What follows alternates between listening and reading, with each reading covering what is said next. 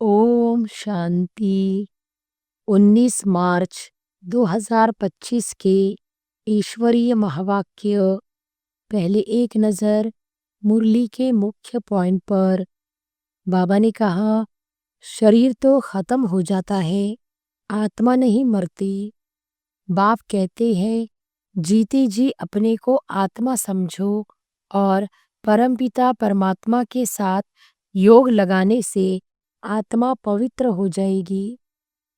अब आत्मा को फरमान मिला हुआ है कि मुझ बाप को याद करो तो तुम तमो प्रधान से सतो प्रधान बन जाएंगे। यह याद का अभ्यास पक्का चाहिए। आत्मा मेल है न कि फीमेल। हमेशा कहते हैं हम भाई भाई हैं, ऐसे थोड़ी ही कहते हम सब सिस्टर्स हैं, सब बच्चे हैं, सब बच्चों को वर्षा मिलना है।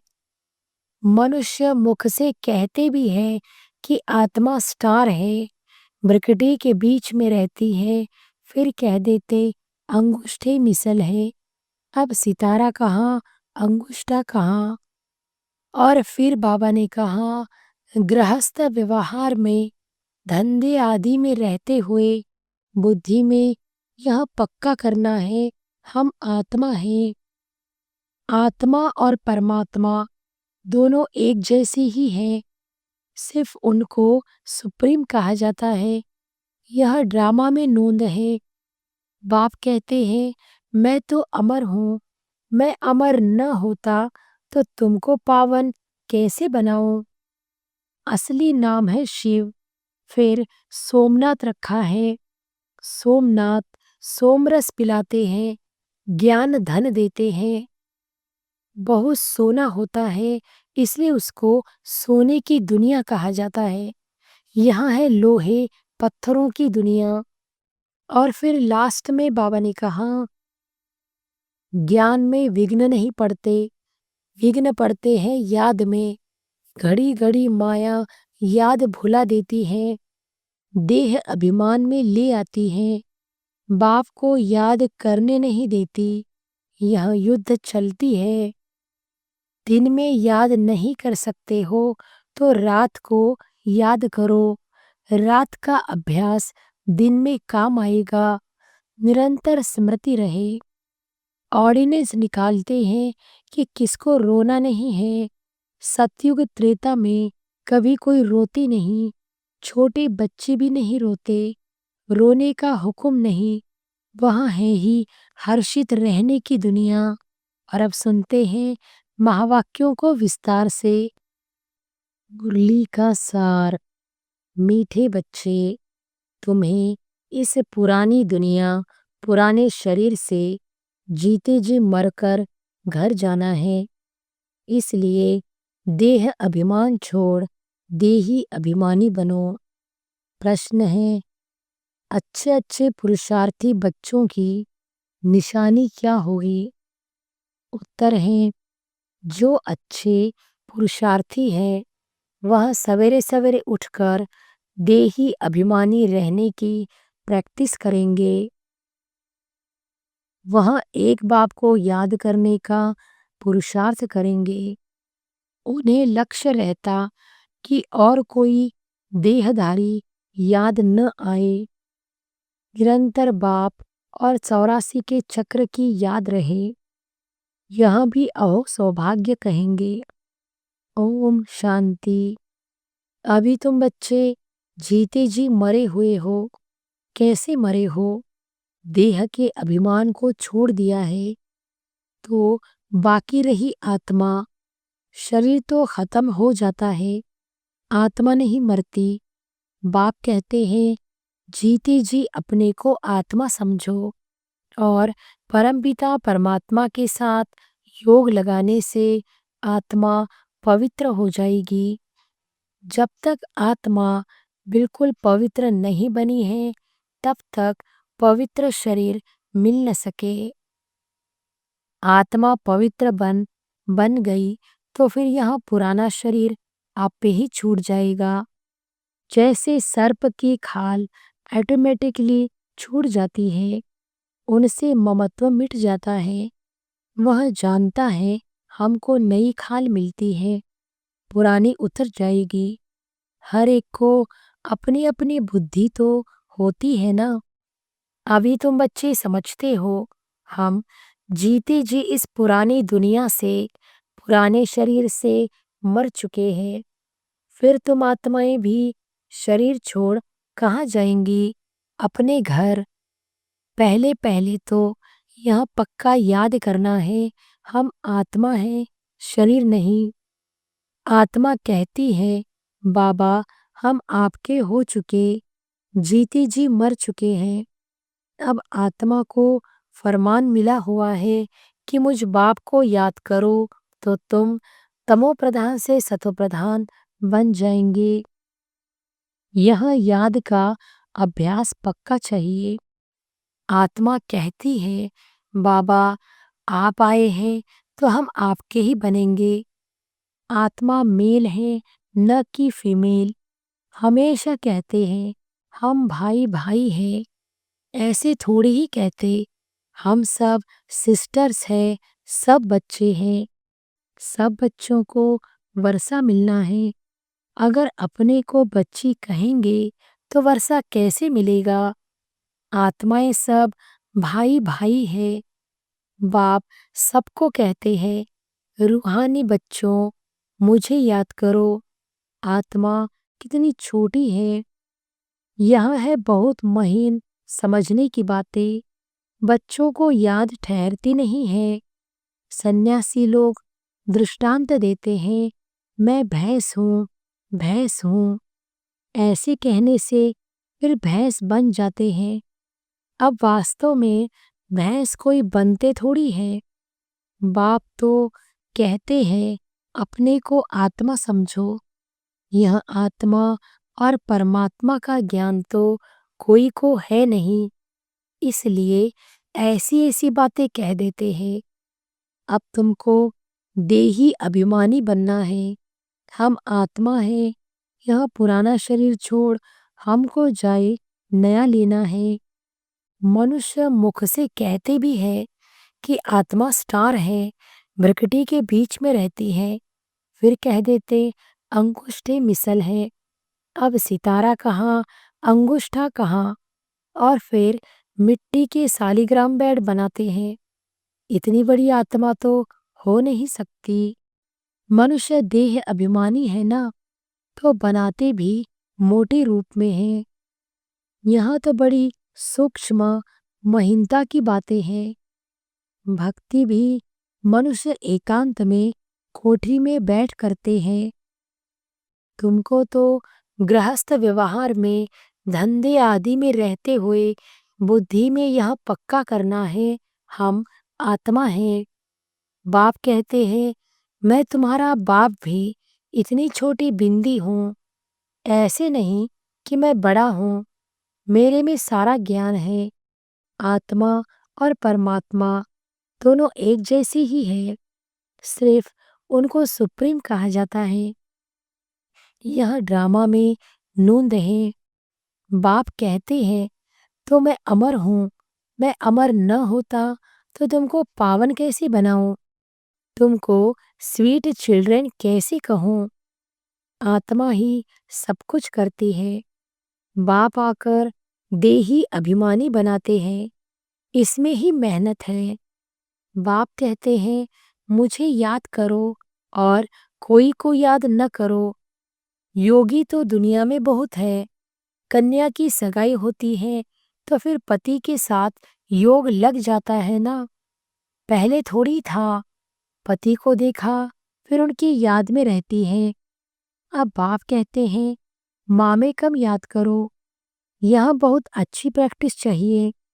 जो अच्छे अच्छे पुरुषार्थी बच्चे हैं, वह सवेरे सवेरे उठकर देही अभिमानी रहने की प्रैक्टिस करेंगे। भक्ति भी सवेरे करते हैं ना।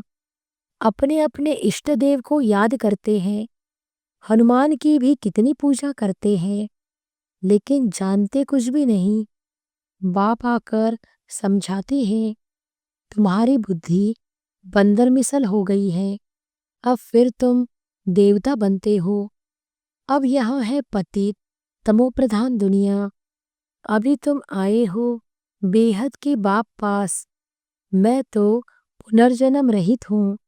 यह शरीर इस दादा का है। मेरा कोई शरीर का नाम नहीं। मेरा नाम ही है कल्याणकारी शिव। तुम बच्चे जानते हो शिव बाबा कल्याणकारी आकर नरक को स्वर्ग बनाते हैं। कितना कल्याण करते हैं। नरक का एकदम विनाश करा देते हैं। प्रजापिता ब्रह्मा द्वारा अभी स्थापना हो रही है। यह है प्रजापिता ब्रह्मा मुख वंशावली। चलते फिरते एक दो को सावधान करना है। मन मना भव। बाप कहते हैं मुझे याद करो तो विकर्म विनाश होंगे। पतित पावन तो बाप है ना। उन्होंने भूल से भगवानोवाच के बदले श्री कृष्ण भगवानोवाच लिख दिया है। भगवान तो निराकार है।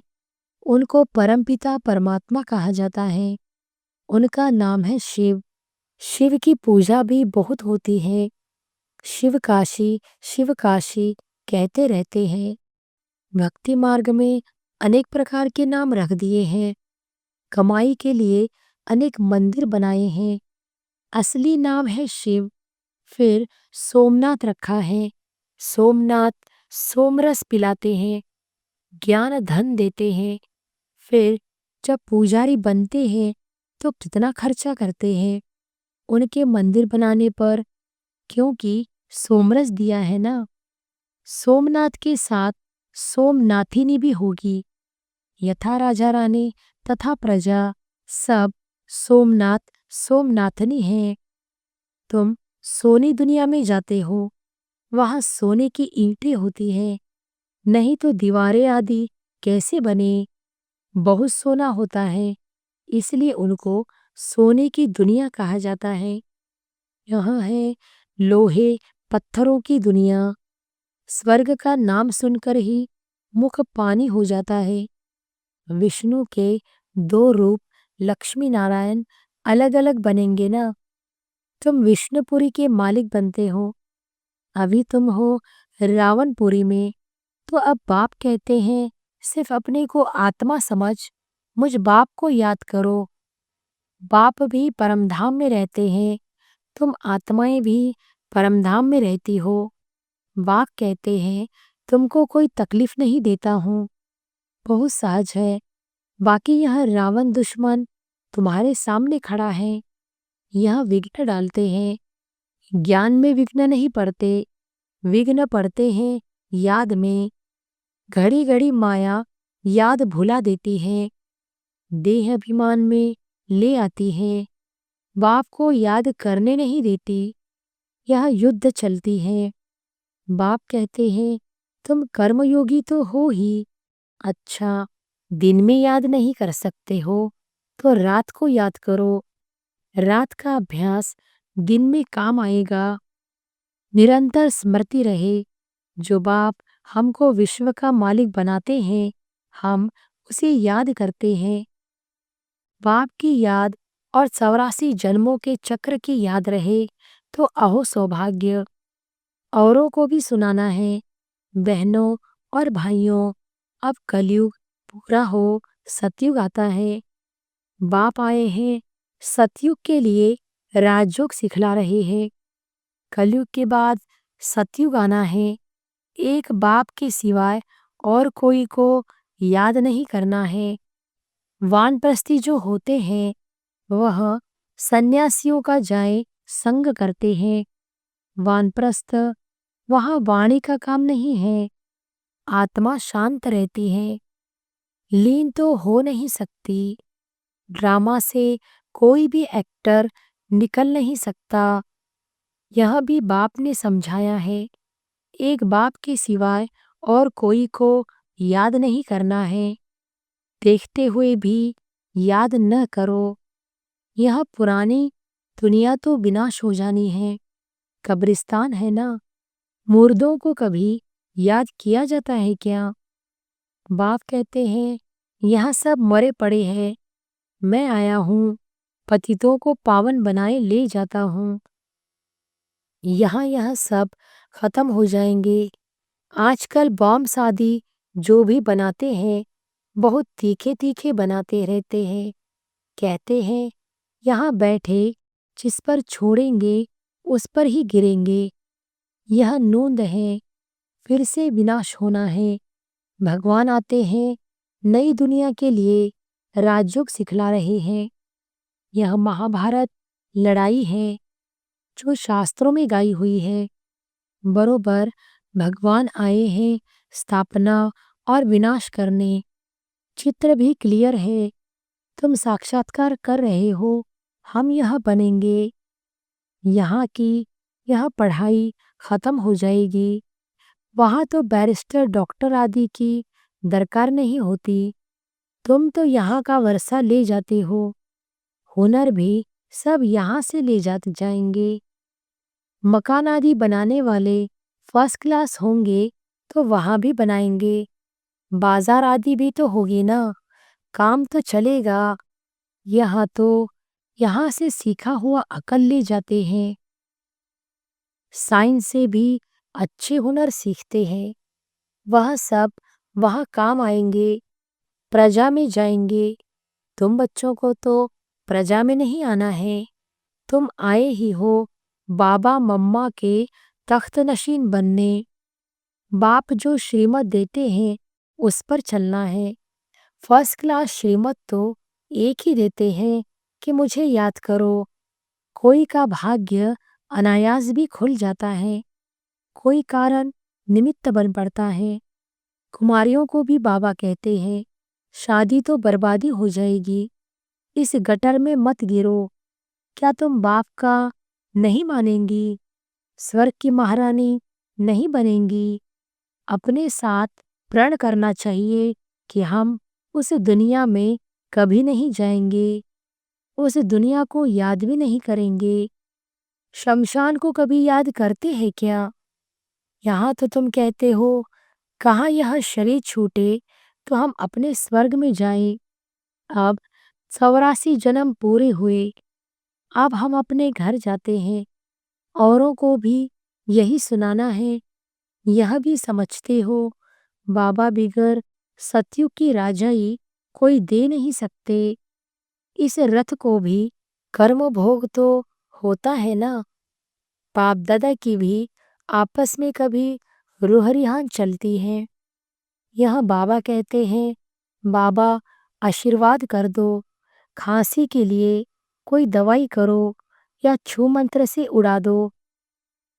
कहते हैं नहीं, यह तो भोगना ही है। यह तुम्हारा रथ लेता हूँ, उसके एवज में तो देता ही हूँ। बाकी यह तो तुम्हारा हिसाब किताब है।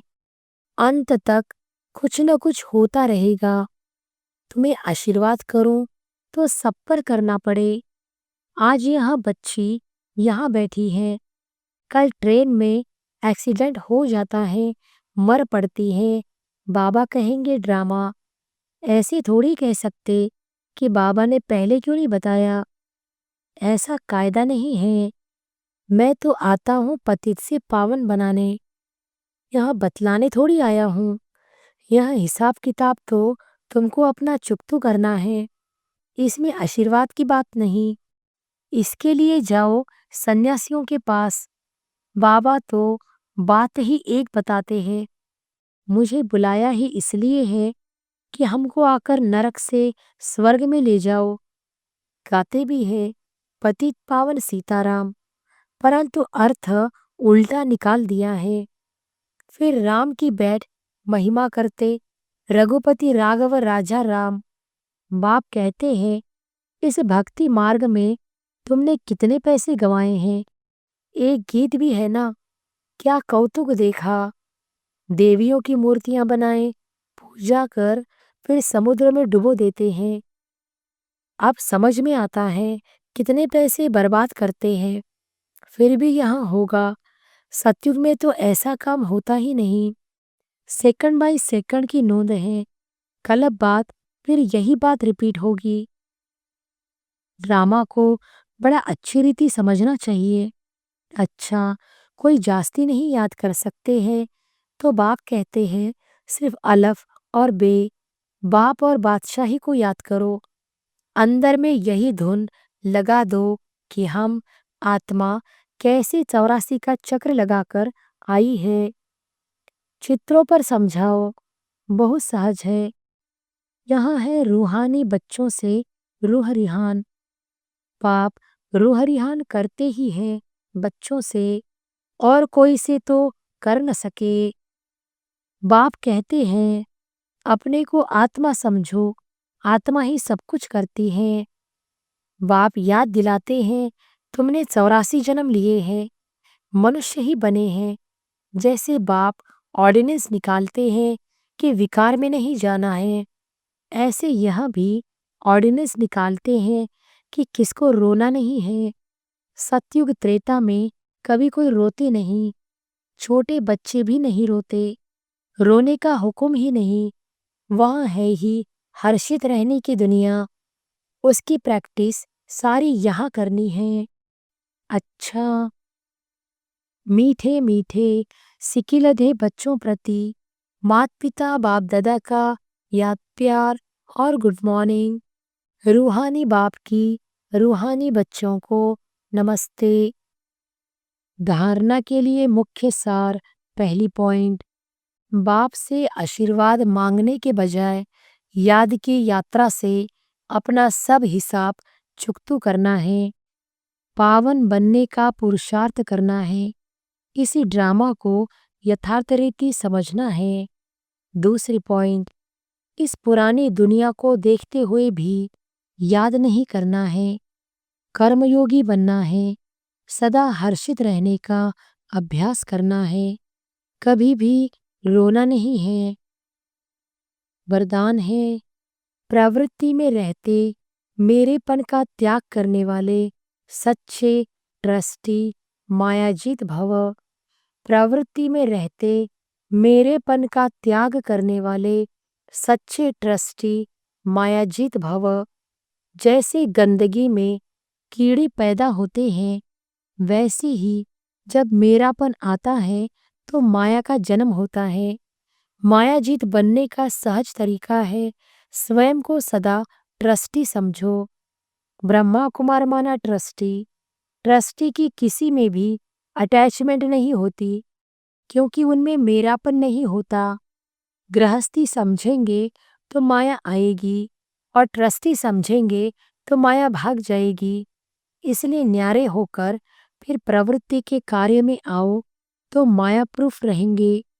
स्लोगन है, जहाँ अभिमान होता है वहाँ अपमान की फीलिंग जरूर आती है। जहाँ अभिमान होता है वहाँ अपमान की फीलिंग जरूर आती है। अव्यक्त इशारे, सत्यता और सभ्यता रूपी कल्चर को अपनाओ। आपकी आंतरिक स्वच्छता, सत्यता उठने में, बैठने में, बोलने में, सेवा करने में लोगों को अनुभव हो, तब परमात्मा प्रत्यक्षता के निमित्त बन सकेंगे। इसके लिए पवित्रता की क्षमा सदा जलती रहे, जरा भी हलचल में न आए। जितना पवित्रता की क्षमा अचल होगी, उतना सहज सभी बाप को पहचान सकेंगे। अच्छा, ओम शांति।